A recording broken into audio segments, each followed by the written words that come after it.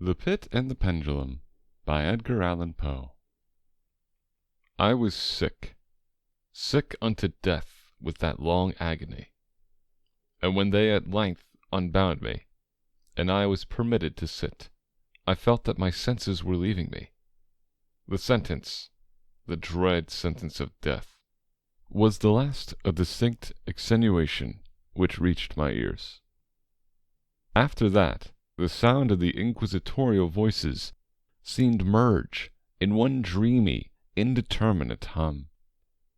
It conveyed to my soul the idea of revolution, perhaps from its association in fancy with the burr of a mill wheel. This only for a brief period, for presently I heard no more. Yet, for a while, I saw, but with how terrible an exaggeration!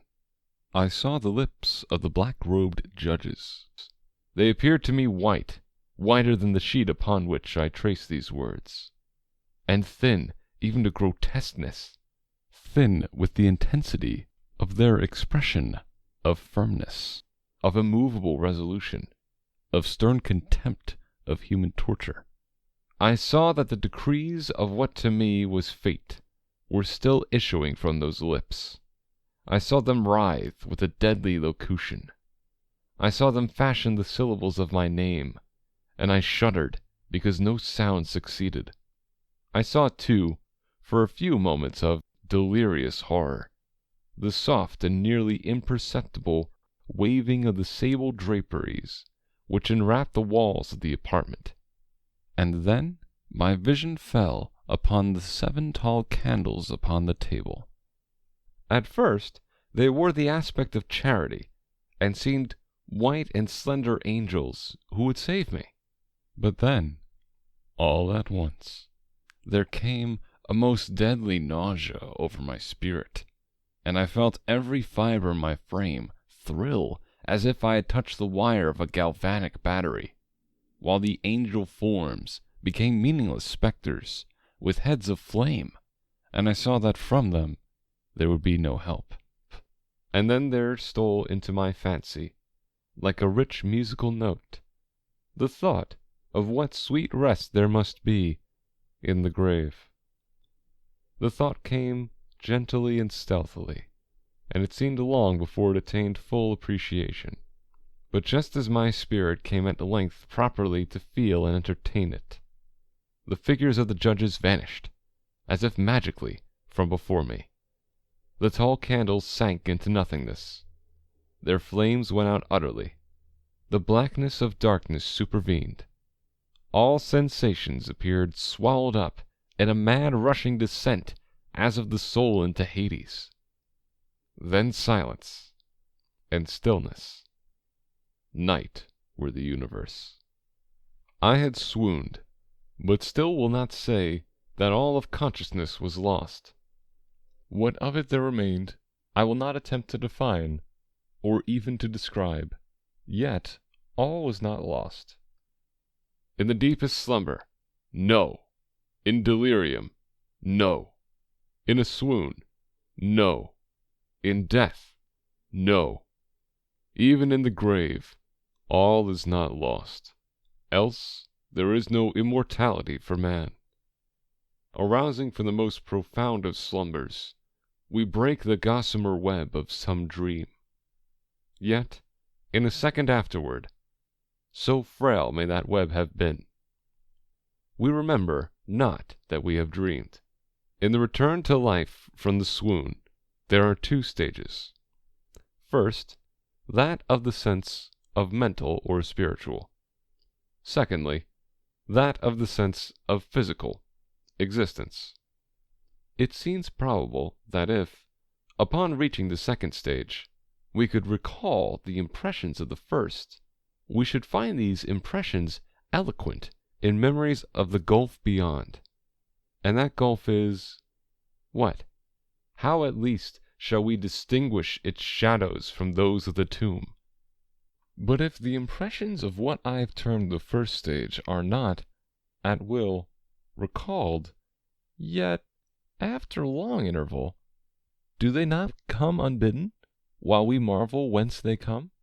he who has never swooned, is not he who finds strange palaces and wildly familiar faces in coals that glow, is not he who beholds floating in mid-air the sad visions that the many may not view, is not he who ponders over the perfume of some novel flower, is not he whose brain grows bewildered with the meaning of some musical cadence which has never before arrested his attention.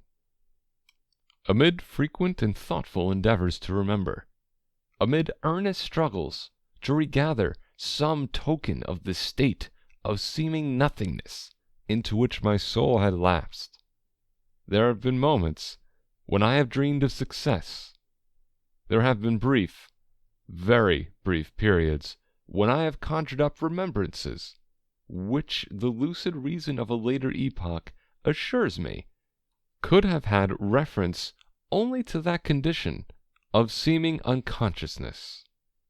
These shadows of memory tell, indistinctly, of tall figures that lifted and bore me in silence down, down, still down, till a hideous dizziness oppressed me at the mere idea of the interminableness of the descent. They tell also of a vague horror at my heart, on account of that heart's unnatural stillness. Then comes a sense of sudden motionlessness throughout all things, as if those who bore me, a ghastly train, had outrun, in their descent, the limits of the limitless, and paused from the wearisomeness of their toil. After this, I call to mind flatness and dampness, and then all is madness, the madness of a memory which busies itself among forbidden things. Very suddenly there came back to my soul motion and sound, the tumultuous motion of my heart, and, in my ears, the sound of its beating. Then a pause, in which all is blank. Then again sound, and motion, and touch, a tingling sensation pervading my frame. Then the mere consciousness of existence, without thought, a condition which lasted long. Then, very suddenly, thought and shuddering terror, an earnest endeavor to comprehend my true state. Then a strong desire to lapse into insensibility. Then a rushing revival of soul and a successful effort to move. And now a full memory of the trial, of the judges, of the sable draperies, of the sentence, of the sickness, of the swoon.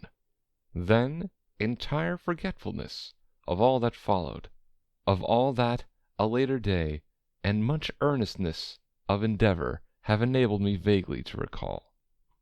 So far, I had not opened my eyes. I felt that I lay upon my back, unbound. I reached out my hand, and it fell heavily upon something damp and hard. There I suffered it to remain for many minutes, while I strove to imagine where and what I could be. I longed, yet dared not employ my vision. I dreaded the first glance at objects around me. It was not that I feared to look upon things horrible, but that I grew aghast, lest there should be nothing to see. At length, with the wild desperation at heart, I quickly unclosed my eyes. My worst thoughts, then, were confirmed. The blackness of eternal night encompassed me. I struggled for breath. The intensity of the darkness seemed to oppress and stifle me. The atmosphere was intolerably close. I still lay quietly, and made effort to exercise my reason. I brought to mind the inquisitorial proceedings, and attempted from that point to deduce my real condition. The sentence had passed, and it appeared to me that a very long interval of time had since elapsed. Yet not for a moment did I suppose myself actually dead. Such a supposition, notwithstanding what we read in fiction, is altogether inconsistent with real existence. But where and in what state was I? The condemned to death, I knew, perished usually at the autos de fe, and one of these had been held on the very night of the day of my trial. Had I been remanded to my dungeon to await the next sacrifice, which would not take place for many months? This I at once saw could not be. Victims had been in immediate demand. Moreover, my dungeon, as well as all the condemned cells at Toledo, had stone floors, and the light was not altogether excluded.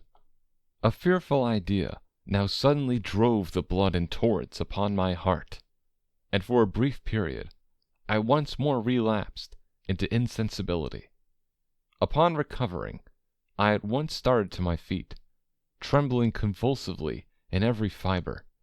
I thrust my arms wildly above and around me in all directions. I felt nothing, yet dreaded to move a step, lest I should be impeded by the walls of a tomb.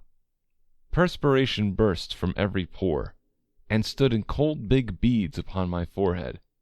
The agony of suspense grew at length intolerable, and I cautiously moved forward, with my arms extended, and my eyes straining from their sockets, in the hope of catching some faint ray of light.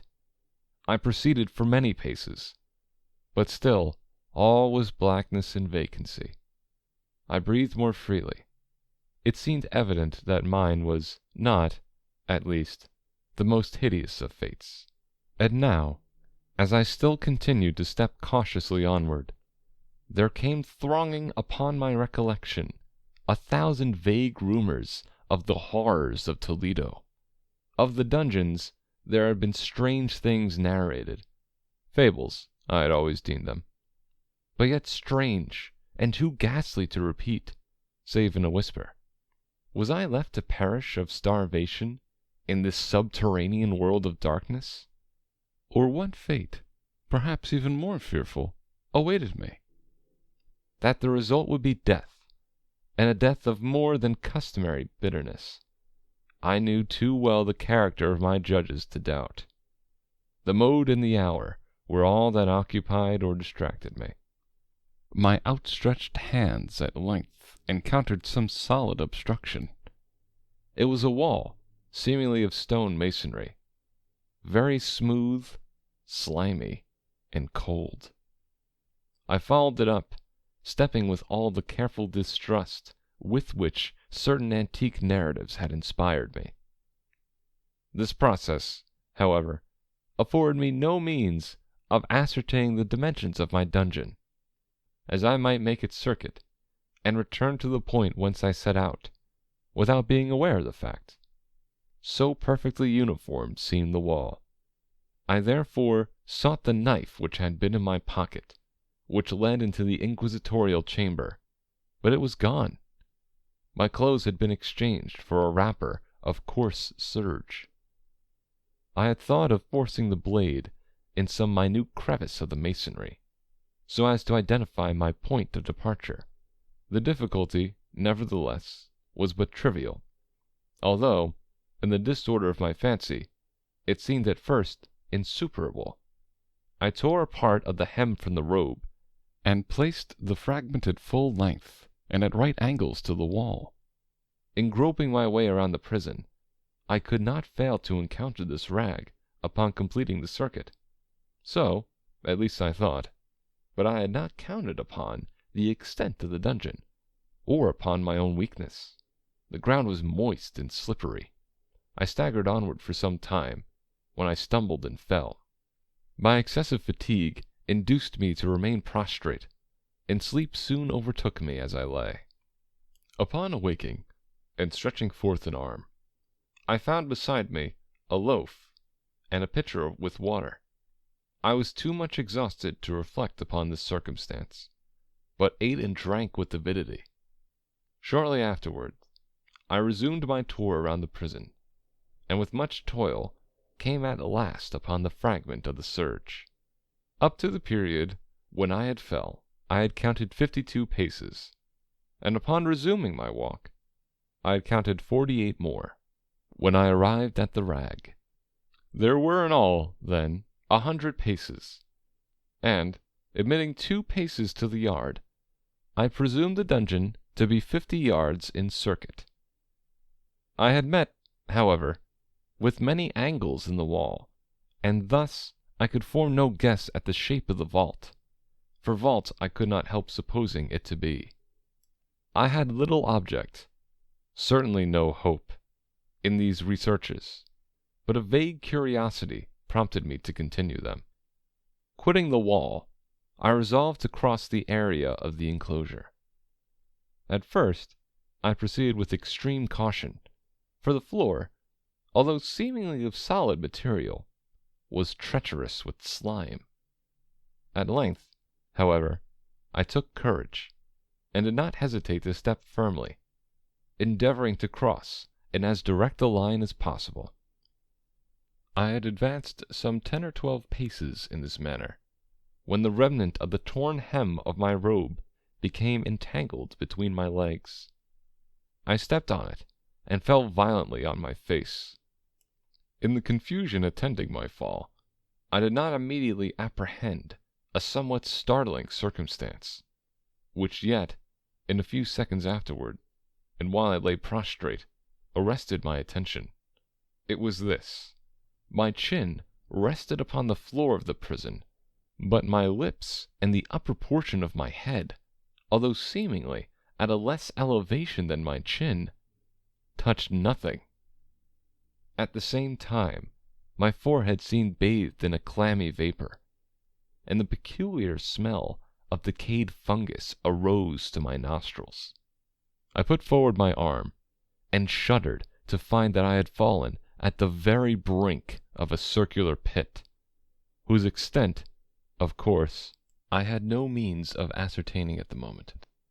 Groping about the masonry just below the margin, I succeeded in dislodging a small fragment, and let it fall into the abyss. For many seconds I hearkened to its reverberations as it dashed against the sides of the chasm in its descent. At length there was a sullen plunge into water, succeeded by loud echoes. At the same moment there came a sound resembling the quick opening, and as rapid closing, of a door overhead, while a faint gleam of light flashed suddenly through the gloom, and as suddenly faded away. I saw clearly the doom which had been prepared for me, and congratulated myself upon the timely accident by which I had escaped. Another step before my fall, and the world had seen me no more. And the death just avoided was of that very character which I had regarded as fabulous and frivolous in the tales respecting the Inquisition. To the victims of its tyranny, there was the choice of death, with its direst physical agonies, or death with its most hideous moral horrors. I had been reserved for the latter. By long suffering, my nerves had been unstrung, until I trembled at the sound of my own voice, and had become, in every respect, a fitting subject for the species of torture which awaited me. Shaking in every limb, I groped my way back to the wall, resolving there to perish rather than risk the terrors of the wells, of which my imagination now pictured many in various positions about the dungeon. In other conditions of mind, I might have had courage to end my misery at once by a plunge into one of these abysses. But now I was the veriest of cowards. Neither could I forget what I have read of these pits, that the sudden extinction of life formed no part of their most horrible plan. Agitation of spirit kept me awake for many long hours, but at length I again slumbered. Upon arousing, I found by my side, as before, a loaf and a pitcher of water. A burning thirst consumed me, and I emptied the vessel at a draught. It must have been drugged, for scarcely had I drunk before I became irresistibly drowsy. a deep sleep fell upon me, a sleep like that of death. How long it lasted, of course, I know not, but when, once again, I unclosed my eyes, the objects around me were visible, by a wild sulphurous luster, the origin of which I could not at first determine. I was enabled to see the extent and aspect of the prison. In its size, I had been greatly mistaken. The whole circuit of its walls did not exceed 25 yards. For some minutes, this fact occasioned me a world of vain trouble. Vain indeed, for what could be of less importance, under the terrible circumstances which environed me, than the mere dimensions of my dungeon? But my soul took a wild interest in trifles, and I busied myself in endeavors to account for the error I had committed in my measurement. The truth at length flashed upon me. In my first attempt at exploration, I had counted 52 paces, up to the period when I fell. I must then have been within a pace or two of the fragment of serge. In fact, I had nearly performed the circuit of the vault. I then slept, and upon awaking, I must have returned upon my steps, thus supposing the circuit nearly double what it actually was. My confusion of mind prevented me from observing that I began my tour with the wall to the left, and ended it with the wall to the right. I had been deceived, too, in respect to the shape of the enclosure. In feeling my way, I had found many angles, and thus deduced an idea of great irregularity. So potent is the effect of total darkness upon one arousing from lethargy or sleep. The angles were simply those of a few slight depressions or niches at odd intervals. The general shape of the prison was square. What I had taken for masonry seemed now to be iron, or some other metal, in huge plates, whose sutures or joints occasioned the depression.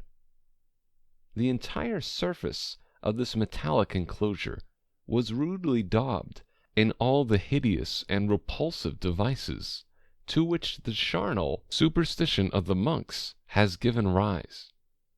The figures of fiends in aspects of menace, with skeleton forms, and other more really fearful images, overspread and disfigured the walls. I observed that the outlines of these monstrosities were sufficiently distinct, but that the colors seemed faded and blurred, as if from the effects of a damp atmosphere. I now noticed the floor, too, which was of stone. In the center yawned the circular pit from whose jaws I had escaped, but it was the only one in the dungeon. All this I saw indistinctly and by much effort, for my personal condition had been greatly changed during slumber. I now lay upon my back, and at full length, on a species of low framework of wood. To this I was securely bound by a long strap resembling a surcingle. It passed in many convolutions about my limbs and body, leaving at liberty only my head, and my left arm to such extent that I could, by dint of much exertion, supply myself with food from an earthen dish which lay by my side on the floor. I saw, to my horror, that the pitcher had been removed. I say to my horror, for I was consumed with intolerable thirst. This thirst it appeared to be the design of my persecutors to stimulate, for the food in the dish was meat pungently seasoned. Looking upward, I surveyed the ceiling of my prison. It was some 30 or 40 feet overhead, and constructed much as the side walls. In one of its panels, a very singular figure riveted my whole attention. It was the painted figure of Time as he is commonly represented, save that, in lieu of a scythe, he held what, at a casual glance, I supposed to be the pictured image of a huge pendulum, such as we see on antique clocks. There was something, however, in the appearance of this machine, which caused me to regard it more attentively. While I gazed directly upward at it, for its position was immediately over my own, I fancied that I saw it in motion. In an instant afterward, the fancy was confirmed.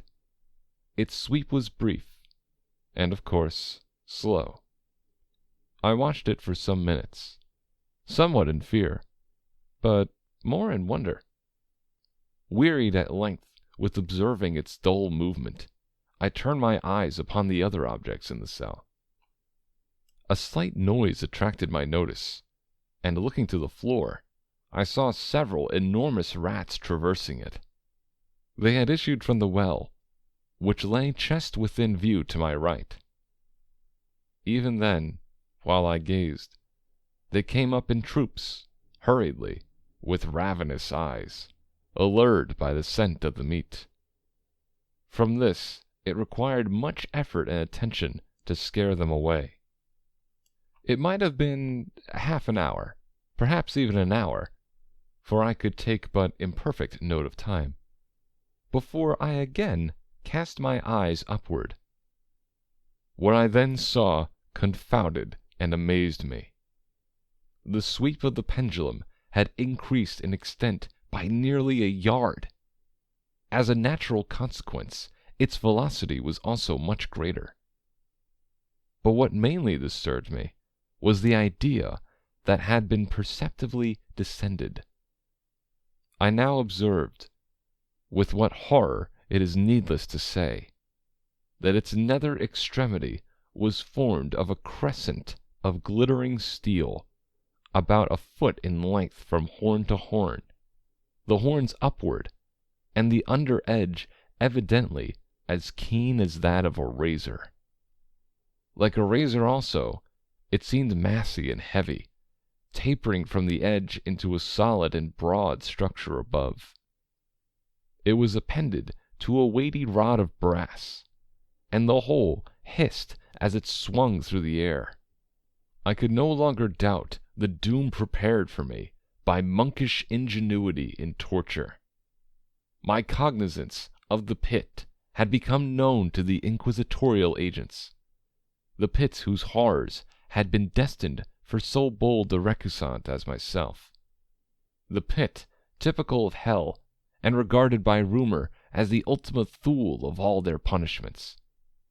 The plunge into this pit I had avoided by the merest of accidents. I knew that surprise, or entrapment into torment, formed an important portion of all the grotesquerie of these dungeon deaths. Having failed to fall, it was no part of the demon plan to hurl me into the abyss. And thus, there being no alternative, a different and a milder destruction awaited me. Milder! I half smiled in my agony as I thought of such application of such a term. What boots it to tell of the long, long hours of horror, more than mortal, during which I counted the rushing vibrations of the steel, inch by inch, line by line, with the descent only appreciable at intervals that seemed ages. Down and still down it came. Days passed. It might have been that many days passed, ere it swept so closely over me as to fan me with its acrid breath. The odor of the sharp steel forced itself into my nostrils. I prayed, I wearied heaven with my prayer for its more speedy descent. I grew frantically mad, and struggled to force myself upward against the sweep of the fearful scimitar. And then I fell suddenly calm, and lay smiling at the glittering death, as a child at some rare bauble. There was another interval of utter insensibility. It was brief, for, Upon again lapsing into life, there had been no perceptible descent in the pendulum. But it might have been long, for I knew there were demons who took note of my swoon, and who could have arrested the vibration at pleasure. Upon my recovery, too, I felt very, inexpressibly sick and weak, as if through long inanition. Even amid the agonies of that period, the human nature craved food. With painful effort, I outstretched my left arm as far as my bonds permitted, and took possession of the small remnant which had been spared me by the rats. As I put a portion of it within my lips, there rushed to my mind a half-formed thought of joy, of hope. Yet what business had I with hope? It was, as I say, a half-formed thought. Man has many such which are never completed. I felt that it was of joy, of hope, but felt also that it had perished in its formation. In vain I struggled to perfect it, to regain it. Long suffering had nearly annihilated all my ordinary powers of mind. I was an imbecile, an idiot. The vibration of the pendulum was at right angles to my length. I saw that the crescent was designed to cross the region of the heart. It would fray the serge of my robe. It would return and repeat its operations again and again. Notwithstanding terrifically wide sweep, some 30 feet or more, and the hissing vigor of its descent, sufficient to sunder these very walls of iron, still the fraying of my robe would be all that, for several minutes, it would accomplish. And at this thought, I paused. I dared not go farther than this reflection. I dwelt upon it with a pertinacity of attention, as if, in so dwelling, I could arrest here the descent of the steel. I forced myself to ponder upon the sound of the crescent as it should pass across the garment, upon the peculiar thrilling sensation which the friction of cloth produces on the nerves. I pondered upon all this frivolity until my teeth were on edge. Down, steadily down it crept. I took a frenzied pleasure in contrasting its downward with its lateral velocity. To the right, to the left, far and wide, with the shriek of a damned spirit, to my heart with the stealthy pace of the tiger. I alternately laughed and howled as the one or the other idea grew predominant. Down, certainly, relentlessly down. It vibrated within 3 inches of my bosom. I struggled violently, furiously, to free my left arm. This was free only from the elbow to the hand.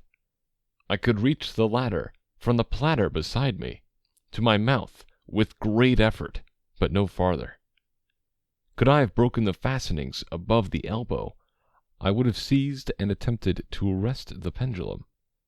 I might as well have attempted to arrest an avalanche. Down, still unceasingly, still inevitably down. I gasped and struggled at each vibration. I shrunk convulsively at its every sweep. My eyes followed its outward or upward whirls with the eagerness of the most unmeaning despair. They closed themselves spasmodically at the descent, although death would have been a relief. Oh, how unspeakable! Still, I quivered in every nerve to think how slight a sinking of the machinery would precipitate that keen, glistening axe upon my bosom. It was hope that prompted the nerve to quiver, the frame to shrink. It was hope, the hope that triumphs on the rack, that whispers to the death condemned, even in the dungeons of the Inquisition. I saw that some 10 or 12 vibrations would bring the steel in actual contact with my robe, and with this observation there suddenly came over my spirit all the keen, collected calmness of despair. For the first time during many hours, or perhaps days, I thought. It now occurred to me that the bandage, or surcingle, which enveloped me, was unique. I was tied by no separate cord. The first stroke of the razor-like crescent athwart any position of the band would so detach it that it might be unwound from my person by means of my left hand. But how fearful, in that case, the proximity of the steel! The result of the slightest struggle, how deadly! Was it likely, moreover, that the minions of the torturer had not foreseen and provided for this possibility? Was it probable that the bandage crossed my bosom in the track of the pendulum? Dreading to find my faint, and, as it seemed, my last hope frustrated, I so far elevated my head as to obtain a distinct view of my breast. The surcingle enveloped my limbs and body close in all directions, save in the path of the destroying crescent. Scarcely had I dropped my head back into its original position, where there flashed upon my mind what I cannot better describe than as the unformed half of that idea of deliverance to which I have previously alluded, and of which a moiety only floated indeterminately through my brain when I raised food to my burning lips. The whole thought was now present, feeble, scarcely sane, scarcely definite, but still entire. I proceeded at once, with the nervous energy of despair, to attempt its execution. For many hours, the immediate vicinity of the low framework upon which I lay had been literally swarming with rats. They were wild, bold, ravenous, their red eyes glaring upon me, as if they waited but for motionlessness on my part to make me their prey. To what food, I thought, have they been accustomed in the well? They had devoured, in spite of all my efforts to prevent them, all but a small remnant of the contents of the dish. I had fallen into an habitual seesaw, or wave of the hand about the platter, and, at length, the unconscious uniformity of the movement deprived it of effect. In their voracity, the vermin frequently fastened their sharp fangs in my fingers. With the particles of the oily and spicy viand which now remained, I thoroughly rubbed the bandage wherever I could reach it. Then, raising my hand from the floor, I lay breathlessly still. At first, the ravenous animals were startled and terrified at the change, at the cessation of movement. They shrank alarmedly back. Many sought the well. But this was only for a moment. I had not counted in vain upon their voracity. Observing that I remained without motion, one or two of the boldest leaped upon the framework and smelt at the surcingle. This seemed to signal for a general rush. Forth from the well they hurried in fresh troops. They clung to the wood, they overran it, and leaped in hundreds upon my person. The measured movement of the pendulum disturbed them not at all. Avoiding its strokes, they busied themselves with the anointed bandage. They pressed, they swarmed upon me in ever-accumulating heaps. They writhed upon my throat. Their cold lips sought my own. I was half stifled by their thronging pressure. Disgust, for which the world has no name, swelled my bosom and chilled, with the heavy clamminess, my heart. Yet 1 minute, and I felt that the struggle would be over. Plainly, I perceived the loosening of the bandage. I knew that in more than one place it must already be severed. With a more than human resolution, I lay still. Nor had I erred in my calculations, nor had I endured in vain. I at length felt that I was free. The surcingle hung in ribbons from my body, but the stroke of the pendulum already pressed upon my bosom. It had divided the serge of the robe. It had cut through the linen beneath. Twice again it swung, and a sharp sense of pain shot through every nerve. But the moment of escape had arrived. At a wave of my hand, my deliverers hurried tumultuously away. With a steady movement, cautious, sidelong, shrinking, and slow, I slid from the embrace of the bandage and beyond the reach of the scimitar. For the moment, at least, I was free. Free! And in the grasp of the Inquisition. I had scarcely stepped from my wooden bed of horror upon the stone floor of the prison, when the motion of the hellish machine ceased, and I beheld it drawn up, by some invisible force, through the ceiling. This was a lesson which I took desperately to heart. My every motion was undoubtedly watched. Free! I had but escaped death in one form of agony, to be delivered unto worse than death in some other. With that thought, I rolled my eaves nervously around on the barriers of iron that hemmed me in. Something unusual, some change which, at first, I could not appreciate distinctly. It was obvious had taken place in the apartment. For many minutes of a dreamy and trembling abstraction, I busied myself in vain, unconnected conjecture. During this period, I became aware, for the first time, of the origin of the sulphurous light which illumined the cell. It proceeded from a fissure about half an inch in width, extending entirely around the prison at the base of the walls, which thus appeared, and were, completely separated from the floor.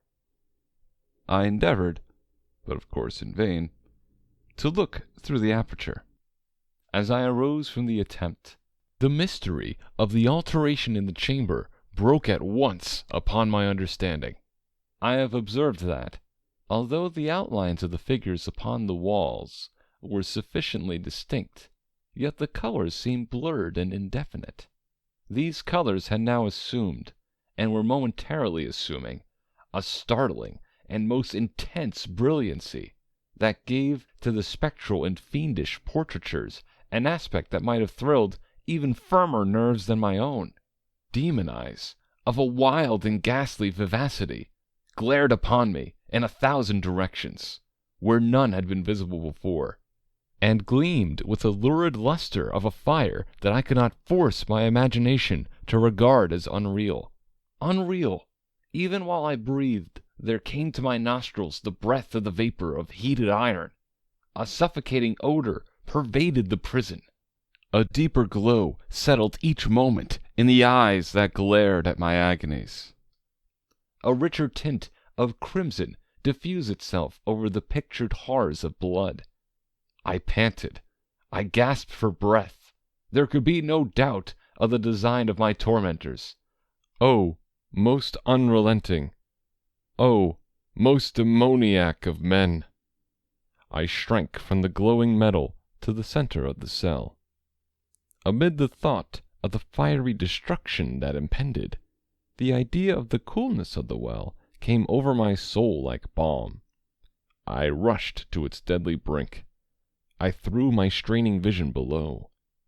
The glare from the enkindled roof illumined its inmost recesses. Yet, for a wild moment, did my spirit refuse to comprehend the meaning of what I saw. At length it wrestled its way into my soul. It burned itself in upon my shuddering reason. Oh, for a voice to speak! Oh, horror! Oh, any horror but this! With a shriek, I rushed from the margin and buried my face in my hands, weeping bitterly. The heat rapidly increased, and once again I looked up, shuddering as with a fit of the ague. There had been a second change in the cell, and now the change was obviously in the form.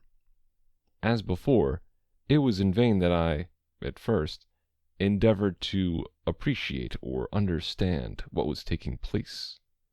But not long was I left in doubt. The inquisitorial vengeance had been hurried by my twofold escape, and there was to be no more dallying with the king of terrors. The room had been square. I saw that 2 of its iron angles were now acute, 2, consequently, obtuse. The fearful difference quickly increased with a low rumbling or moaning sound. In an instant the apartment had shifted its form into that of a lozenge. But the alteration stopped not here. I neither hoped nor desired it to stop. I could have clasped the red walls to my bosom as a garment of eternal peace. "Death," I said. "Any death but that of the pit." Fool! Might I have not known that into the pit it was the object of the burning iron to urge me? Could I resist its glow? Or, if even that, could I withstand its pressure? And now flatter and flatter grew the lozenge, with a rapidity that left me no time for contemplation. Its center, and of course its greatest width, came chest over the yawning gulf. I shrank back, but the closing walls pressed me resistlessly onward. At length, for my seared and writhing body, there was no longer an inch of foothold on the firm floor of the prison. I struggled no more, but the agony of my soul found vent in one loud, long, and final scream of despair. I felt that I tottered upon the brink. I averted my eyes. There was a discordant hum of human voices. There was a loud blast, as of many trumpets. There was a harsh grating, as of 1,000 thunders. The fiery walls rushed back. An outstretched arm caught my own as I fell, fainting, into the abyss. It was that of General Lasalle. The French army had entered Toledo. The Inquisition was in the hands of its enemies. End of The Pit and the Pendulum.